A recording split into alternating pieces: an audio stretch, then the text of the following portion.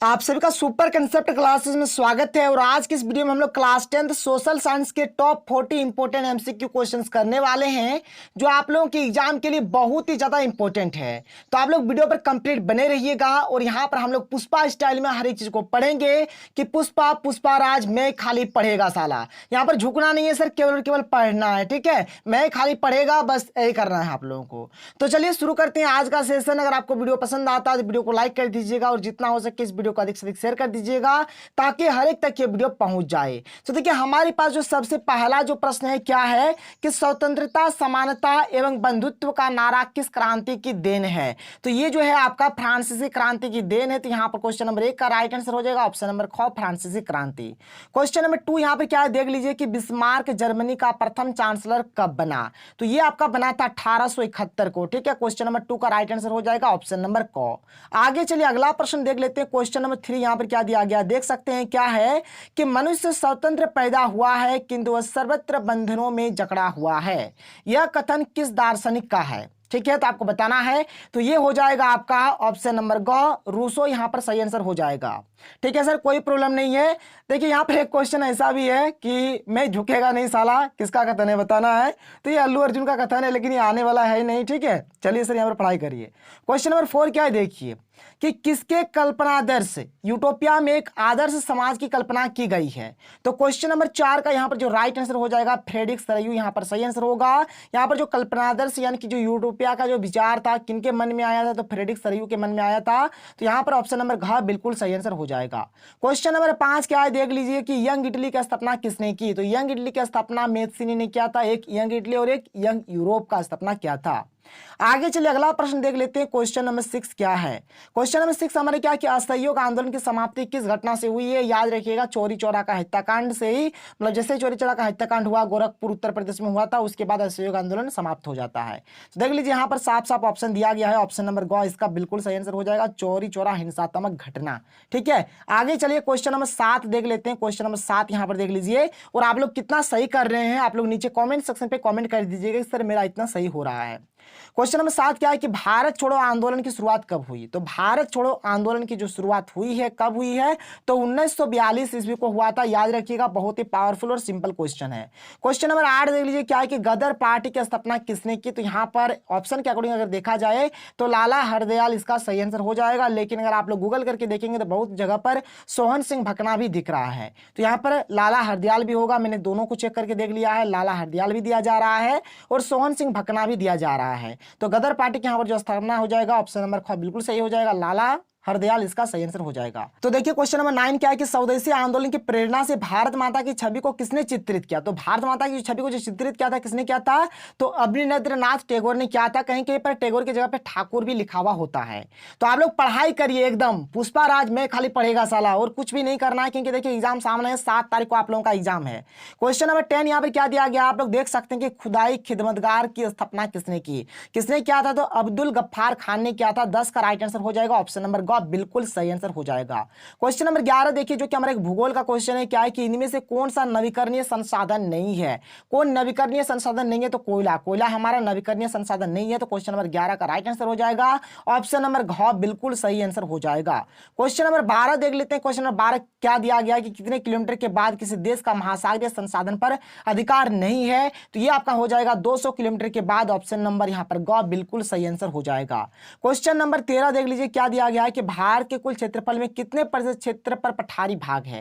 देखिए पठारी भाग कहीं कहीं पर 27% दिया हुआ है, तो कहीं कहीं पर 28% दिया हुआ है, लेकिन यहाँ पर ऑप्शन में एक भी 28% नहीं है, इसलिए हमारा सही आंसर हो जाएगा ऑप्शन नंबर ख 27% इसका सही आंसर हो जाएगा। देख लीजिए सर फटाफट, और आप लोग याद रखिए कि आप लोगों को अभी पढ़ना है, ठीक है। क्वेश्चन नंबर 15 क्या है कि भारत में उपलब्ध स्तनधारियों में से कितने प्रतिशत को लुप्त होने का खतरा है। तो यहाँ पर 20% को लुप्त होने का खतरा है। 15 का राइट आंसर हो जाएगा ऑप्शन नंबर ख, फटाफट नोट कर लीजिए। क्वेश्चन नंबर 16 देख लेते हैं क्या है कि सदाबहार वृक्ष चीड़ एक औषधीय वनस्पति है, यह किस राज्य में पाया जाता है। तो ये आपका पाया जाता है हिमाचल प्रदेश में। कहां पाया जाता है, हिमाचल प्रदेश में। 16 का राइट आंसर हो जाएगा ऑप्शन नंबर घ, फटाफट आप लोग नोट कर लीजिएगा। चलिए आगे चलते हैं, अगला प्रश्न देख लेते हैं। यहाँ पर अगला जो प्रश्न दिया गया है क्या दिया गया है, क्वेश्चन नंबर 17 कि पेड़ एक विशेष असीमित दयालु और उदारपूर्ण जीवधारी है जो अपने सतत पोषण के लिए कोई मांग नहीं करता है और दानशीलता पूर्वक अपने जीवन की क्रियाओं को भेंट करता है। यह सभी की रक्षा करता है और स्वयं पर कुल्हाड़ी चलाने वाले विनाशक को भी छाया प्रदान करता है। यह कथन किसका है? बहुत ही सुंदर कथन था, पढ़ के मजा आ गया। और ये जो कथन है गौतम बुद्ध जी का था। किनका? गौतम बुद्ध का। तो 17 का राइट आंसर हो जाएगा ऑप्शन नंबर ख, गौतम बुद्ध इसका सही आंसर हो जाएगा। क्वेश्चन नंबर 18 क्या है कि विश्व में कुल आयतन का लगभग कितना प्रतिशत भाग महासागरों में पाया जाता है? एक्चुअल में जल का बात हो रहा है, तो महासागरों में कुल मिलाकर 96.5% जल पाया जाता है। ठीक है, तो 18 का राइट आंसर हो जाएगा ऑप्शन नंबर ग। आगे चलिए क्वेश्चन नंबर 19 यहां पर देख लेते हैं। क्वेश्चन नंबर 19 हमें क्या दिया गया है? तो क्वेश्चन नंबर 19 दिया गया है कि बहुउद्देश्य परियोजनाओं का कौन सा लाभ है? तो बहुउद्देश्य परियोजना का क्या क्या लाभ है? तो ये बाढ़ को नियंत्रण करता है, बिल्कुल सही बात है। सिंचाई की सुविधा करता है, बिल्कुल सही बात है। जल विद्युत उत्पादन करता है, बिल्कुल सही बात है। ऑप्शन नंबर घ है उपरोक्त सभी। पुष्पा आके ऑप्शन नंबर डी पे मैक्सिमम झुक जाता है उपरोक्त सभी पे। ठीक है, पुष्पा यहीं पर झुकता है, नहीं तो कहीं नहीं पुष्पा झुकता है। आगे चलिए यहाँ पर क्या है देख लीजिए। क्वेश्चन नंबर 20 यहाँ पर क्या है कि पश्चिमी राजस्थान में वर्षा जल संग्रहण की रीति किस कारण से कमी हो रही है? तो यहाँ पर इसका सही आंसर हो जाएगा, क्या हो जाएगा सर? यहाँ पर हो जाएगा इंदिरा गांधी नहर से, बारहमासी जल सुविधा से। ऑप्शन नंबर ख बिल्कुल सही आंसर हो जाएगा। क्वेश्चन नंबर 21 देख लेते हैं। क्वेश्चन नंबर 21 हमें क्या दिया गया है? तो क्वेश्चन नंबर 21 दिया गया है किसी देश के राष्ट्रीय आय को उसकी कुल जनसंख्या से भाग देने पर निम्नलिखित में से क्या प्राप्त होता है? तो इससे हमें प्राप्त होता है प्रति व्यक्ति आय। ऑप्शन नंबर क बिल्कुल सही आंसर हो जाएगा। 21 का क्या हो जाएगा? क हो जाएगा। आगे चलिए अगला प्रश्न देख लेते हैं। क्वेश्चन नंबर 22 क्या है देख लीजिए। क्वेश्चन नंबर 22 है कि एक अमीर परिवार की लड़की के लिए विकासात्मक लक्ष्य क्या हो सकता है? तो यहाँ पर क्या हो सकता है आपको बताना है। तो यहाँ पर इसका जो सही आंसर हो जाएगा क्या हो जाएगा? यहाँ पर ऑप्शन नंबर ख बिल्कुल सही हो जाएगा कि उसके भाई को जितनी स्वतंत्रता मिलती है उतनी स्वतंत्रता उससे भी मिले। ठीक है, ये हो जाएगा सही आंसर। यहाँ पर 22 का ऑप्शन नंबर ख बिल्कुल सही आंसर हो जाएगा। क्वेश्चन नंबर 23 यहाँ पर देख लेते हैं। क्वेश्चन नंबर 23 हमें क्या दिया गया है कि शिशु मृत्यु दर क्या सूचित करता है? तो शिशु मृत्यु दर क्या सूचित करता है आपको बताना है। तो यहाँ पर शिशु मृत्यु जो दर है ये सूचित करता है कि किसी वर्ष में पैदा हुए 1000 जीवित बच्चों में से 1 वर्ष की आयु से पहले मर जाने वाले बच्चों का अनुपात। तो ऑप्शन नंबर ख बिल्कुल सही आंसर होगा। फटाफट नोट करिएगा। 23 का क्या होने वाला है? ऑप्शन नंबर ख बिल्कुल सही आंसर हो जाएगा। क्वेश्चन नंबर 24 यहाँ पर क्या दिया गया आप लोग देख सकते हैं। निम्नलिखित में से ऊर्जा के मुख्य स्रोत कौन कौन से है? तो ऊर्जा के मुख्य स्रोत क्या क्या है? कोयला है, पेट्रोलियम है, विद्युत है, उपरोक्त सभी। मैं आपसे बार बार कह रहा हूं कि अधिकतर क्वेश्चन में क्या होगा, पुष्पा देखिए ऐसे कहीं पर भी नहीं झुकता है। लकड़ी काटने जाएगा नहीं झुकेगा, लेकिन पुष्पा जो है उपरोक्त सभी पे झुक जाता है। ठीक है, पुष्पा को यहाँ पर झुकना पड़ता है। चलिए उपरोक्त सभी इसका आंसर हो जाएगा। क्वेश्चन नंबर 25 क्या है देख लीजिए यहाँ पर कि निम्नलिखित में से कौन सी आर्थिक गतिविधियां तृतीय क्षेत्र में नहीं आती है?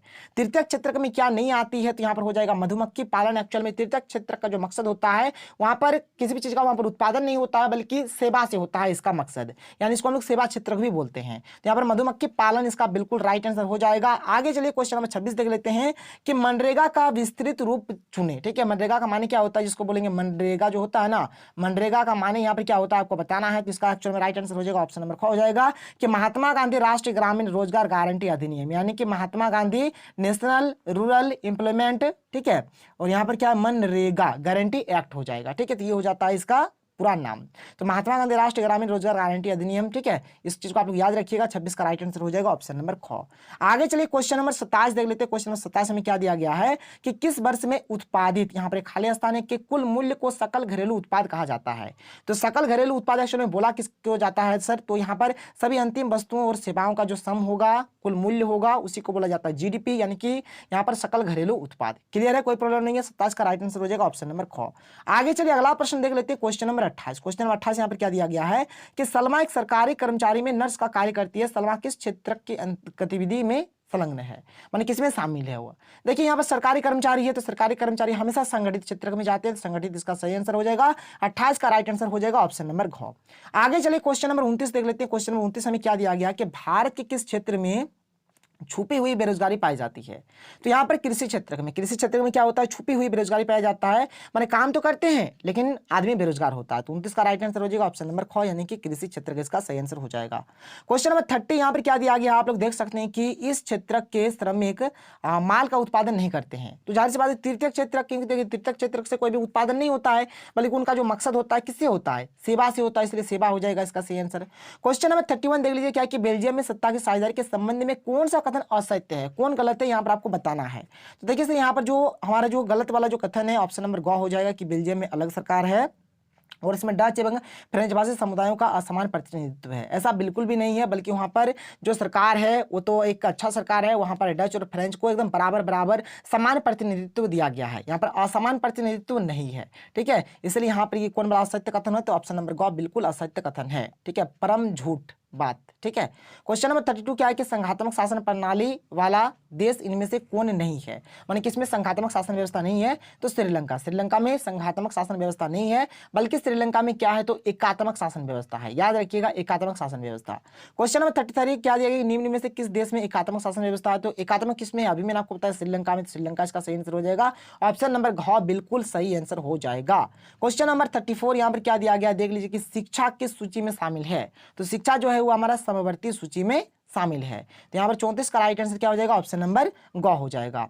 आगे चलिए अगला प्रश्न देख लेते हैं। क्वेश्चन नंबर 35 क्या दिया गया कि भारत में स्थानीय शासन प्रणाली कितने स्तर की है, तो भारत में जो स्थानीय शासन प्रणाली है त्रिस्तरीय है। कैसी है, तो त्रिस्तरीय है, याद रखिएगा। तो यहाँ पर क्या हो जाएगा, त्रिस्तरीय, यानी ऑप्शन नंबर ग बिल्कुल सही आंसर हो जाएगा। क्वेश्चन नंबर 36 यहाँ पर क्या दिया गया, आप लोग देख सकते हैं कि संघ सरकार की एक विशेषता नहीं है। संघ सरकार की क्या विशेषता नहीं है आपको बताना है, तो संघ सरकार की जो विशेषता नहीं है, क्या नहीं है, तो निर्वाचित पदाधिकारी ही सरकार में सर्वोच्च ताकत का उपयोग करते हैं, यानी कि ऑप्शन नंबर ग यहाँ पर ये इसका विशेषता नहीं है। बाद में ऑप्शन नंबर क, ख और घ सही होगा, लेकिन ऑप्शन नंबर ग इसका विशेषता नहीं है, इसलिए आपका सही हो जाएगा। ठीक है, तो 36 का यहाँ पर राइट आंसर क्या हो जाएगा, ऑप्शन नंबर ग बिल्कुल सही आंसर हो जाएगा। आगे चलते हैं, क्वेश्चन नंबर 37 देख लेते हैं। क्या है कि निम्न में कौन सुमेलित है।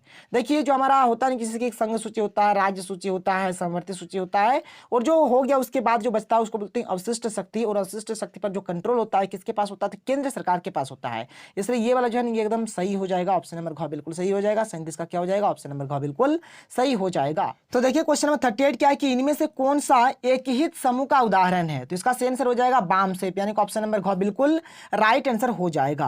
क्वेश्चन नंबर 39 देख लेते हैं। क्वेश्चन नंबर 39 हमें क्या दिया गया है कि नेपाल में हुए जनसंघर्ष को निम्न में से क्या कहा गया था, तो नेपाल में जो जनसंघर्ष हुआ था उसको क्या बोला जाता है, तो लोकतंत्र के लिए दूसरा आंदोलन बोला जाता है। ऑप्शन नंबर ग बिल्कुल सही आंसर हो जाएगा। और क्वेश्चन नंबर 40 जो कि हमारा लास्ट क्वेश्चन है सर, देख लीजिए क्या यहाँ पर दिया गया है कि लोकतंत्र और जनसंघर्ष के संबंध में क्या असत्य है, तो यहाँ पर क्या असत्य है आपको बताना है। तो ऑप्शन नंबर क ये जो दिया गया है ये हमारा असत्य है। क्या है कि लोकतंत्र का जनसंघर्ष के माध्यम से विकास अवरुद्ध होता है, तो ये हो जाएगा इसका सही आंसर। तो 40 का यहाँ पर जो राइट आंसर हो जाएगा क्या हो जाएगा, ऑप्शन नंबर क हो जाएगा। और यहाँ पर मैंने आपको टोटल 40 क्वेश्चन का आंसर बताया। शायद आप लोगों को हर एक चीज पसंद आया होगा और हर एक चीज आप लोगों को समझ में आया होगा। अगर वीडियो पसंद आया तो वीडियो को लाइक कर दीजिए, और इसी प्रकार से और हमारा 3 या फिर 4 वीडियो आने वाला है, तो आप लोग हमारे चैनल के साथ बने रहिएगा। और आप लोगों को याद रखना है कि पुष्पा पुष्पा राज में खाली पढ़ेगा साला। चलिए सर, मिलते हैं अगले वीडियो में। थैंक यू, जय हिंद।